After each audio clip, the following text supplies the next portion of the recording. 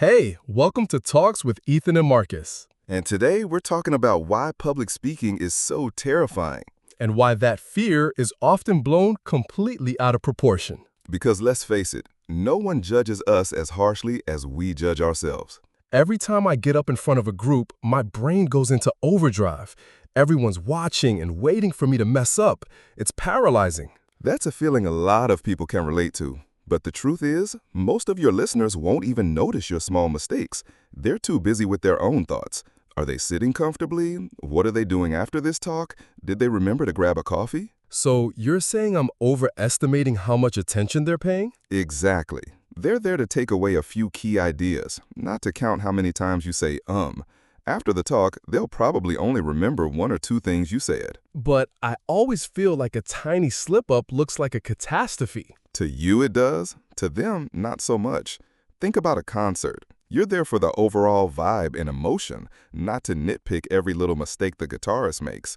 Public speaking is the same. So I shouldn't get hung up on every pause or misstep? Absolutely not. Your anxiety is usually only visible to you. The audience gets the big picture. Kind of like when you watch a movie. The filmmaker sees all the flaws, but the viewer just gets immersed in the story. What about the really attentive people in the audience? Even they didn't come to judge you. They're interested in your message. Your harshest critic will always be yourself. So the biggest judge in the room is me? That's it. And if you realize that ahead of time, half the fear just disappears because others simply aren't seeing what you're seeing. I feel like the fear of speaking is something deeper than just nerves, like it's some kind of ancient, primitive fear. You're on to something there. Our brains inherited these survival mechanisms. Back in the day, being the center of attention could signal danger, and even today, we can react in a similar way. So even in a safe room, my body is acting like I'm under threat. Exactly. Standing in front of a group is like being in a wide open space with no cover.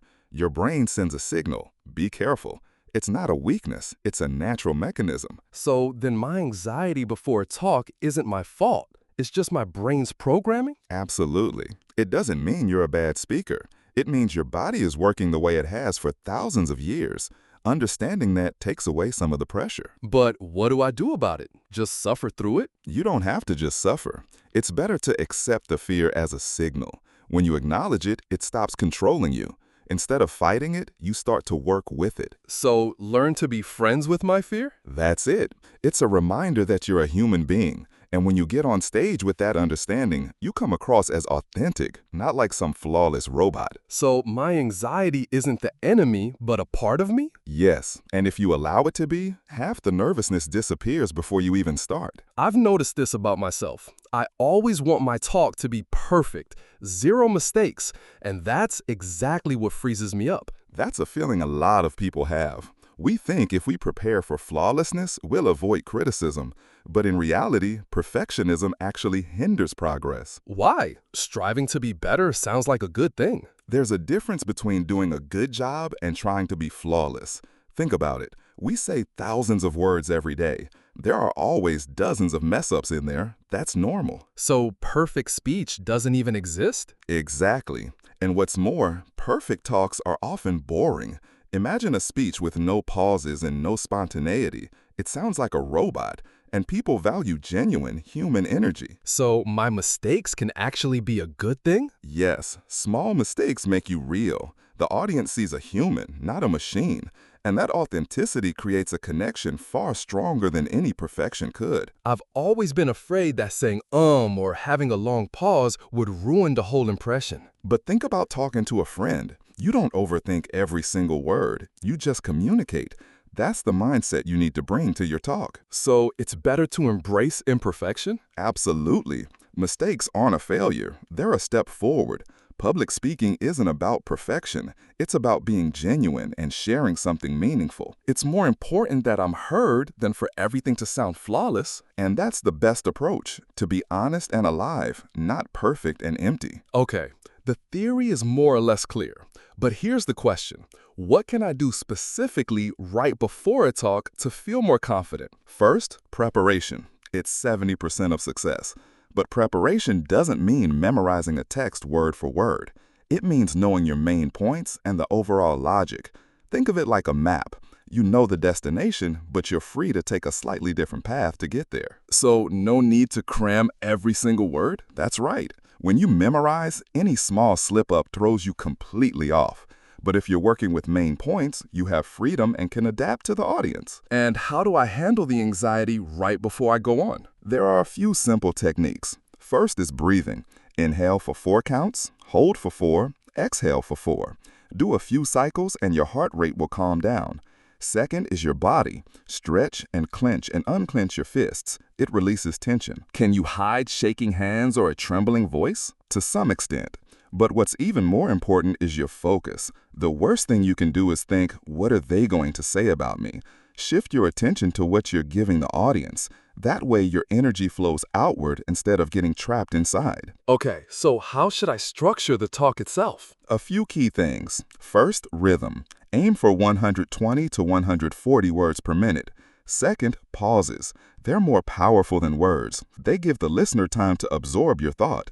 And third, stories. People don't remember facts, they remember examples and emotions. Even a small story can make a speech feel alive. So a talk is like a conversation with a friend, just in front of more people. Exactly. When you see the audience not as judges but as partners, the fear disappears.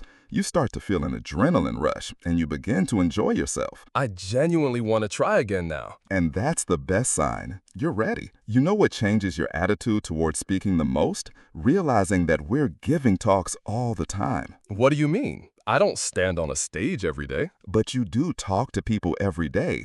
Every conversation with a friend, every explanation to a colleague, even ordering coffee. It's all a mini talk. We just don't realize it. So when I tell a story to a friend, that's also practice? Yes. In that moment, you're conveying an idea, expressing an emotion, trying to keep someone's attention.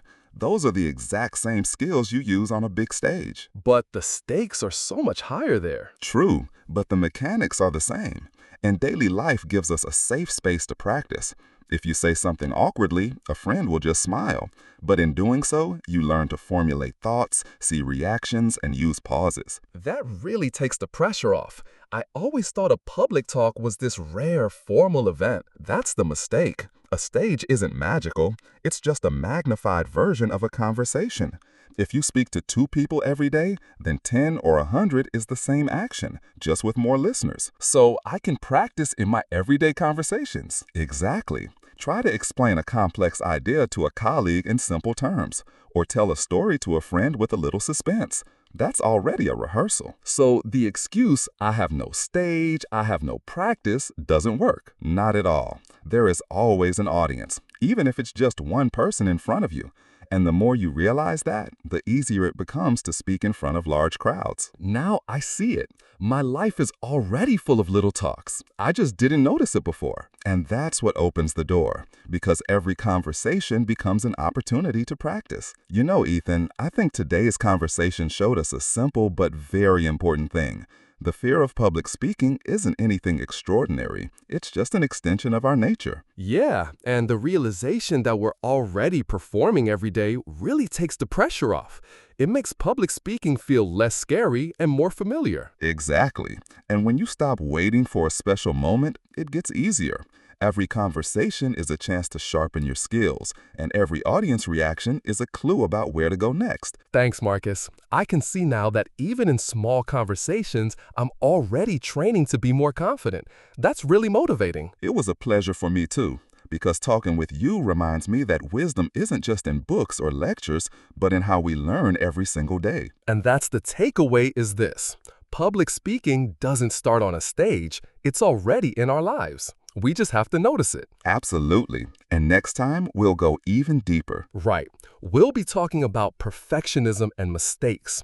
We'll explore why the desire to be perfect kills growth and how mistakes actually help us get better. That's going to be an interesting conversation because everyone has felt that urge to do everything flawlessly, and we'll try to show why that very feeling often gets in the way instead of helping. See you in the next episode. And remember, life gives you a stage every day. Just get on it. And if you enjoyed this episode, please subscribe so you don't miss the next one.